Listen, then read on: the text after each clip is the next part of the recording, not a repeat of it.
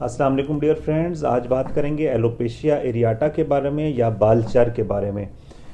जिसे आम ज़बान में हम चामा भी कहते हैं। और ये एक मखसूस किस्म का पैटर्न होता है बालों की, जो लोकलाइज्ड एक एरिया के अंदर से बालों का गिरना जो है, इसको हम एलोपेशिया एरियाटा कहते हैं। इसमें जो है वो सर्कल से बन जाते हैं और वहाँ से बिल्कुल स्किन स्मूथ हो जाती है। ये आपके स्कैल्प में भी हो सकता है,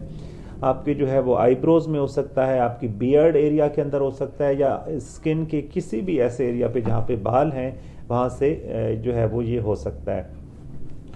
तो इसका जो है वो कुछ टाइप्स होती हैं, कुछ ऐसी होती हैं कि जो जनरली पूरी बॉडी को इन्वॉल्व कर लेती हैं और फिर पूरी बॉडी के बाल जो है आपकी पलकें और आपकी जो भवें हैं वो उस समेत गिरना शुरू हो जाती हैं और फिर वो पूरी लॉस हो जाती हैं, जिसको एलोपेशिया यूनिवर्सैलिस कहते हैं। कुछ ऐसी होती हैं जिसमें सिर्फ स्कैल्प को इन्वॉल्व करती है, तो फिर उसमें सिर्फ स्कैल्प के बाल गिर जाते हैं, जिसको एलोपेशिया टोटैलिस कहते हैं। और कुछ लोकलाइज्ड होते हैं जिसमें सिर्फ सर्टन एरियाज में, जैसे बियर्ड है तो वहाँ पे, या फिर स्कैल्प के किसी जगह पे सर्कल से बन के वहाँ से बाल उड़ जाते हैं। तो अमूमन तो इसकी कोई ख़ास काज नहीं होती, लेकिन ये ऑटो इम्यून भी कहते हैं। और इसके अलावा जो है वो बॉडी का अपना मदाफ़ियाती निज़ाम कमज़ोर होकर वहाँ पे जो बालों की रूट्स हैं, जहाँ पे हेयर फॉलिकल से बाल निकल रहे होते हैं, वहाँ पे जो है वो आपके जो बाल पैदा करने वाले फॉलिकल्स होते हैं वो अपना काम छोड़ जाते हैं, तो उसकी वजह से फिर वहाँ पे बाल गिर जाते हैं और फिर निकलना भी बंद हो जाते हैं। फिर कुछ केसेस में स्ट्रेस इंड्यूस लाइफ, या फिर आपका जो है वो डाइटरी पैटर्न ठीक नहीं है, ओवर वर्क है, एक्सर्शन है, उससे भी आपको ये स्ट्रेस पड़ता है और फिर ये बाल गिर जाते हैं।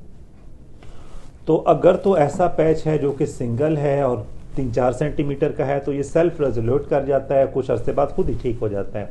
आपको चाहिए कि अपनी डाइट अच्छी रखें, अपने जो है वो स्ट्रेस को कम करें, और इसके अलावा जो है खुराक जो है उसके ऊपर तवज्जो दें।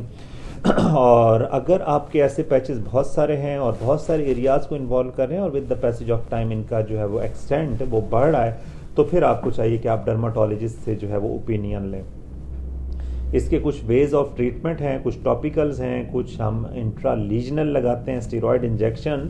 और उसमें जो है वो कुछ मखसूस मिकदार के अंदर जब ये लगाया जाता है तो वहाँ पे फॉलिकल्स अपना काम शुरू कर देते हैं और फिर वो दोबारा जो है वो बाल बनाना शुरू कर देते हैं और फिर